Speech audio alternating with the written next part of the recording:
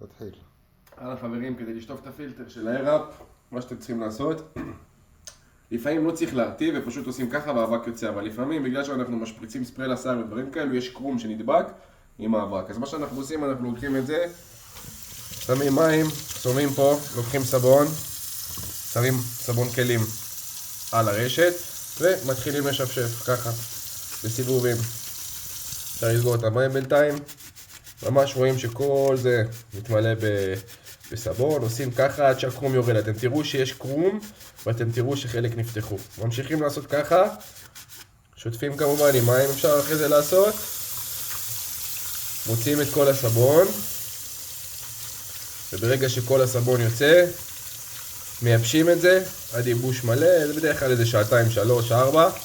אפשר גם לעשות עם הפן על אוויר קר, ואז זה פשוט מעיף את כל המים. אני מזכיר על אוויר קר, לא על אוויר חם. ולהחזיר בחזרה וזה יעבוד. זהו, תודה.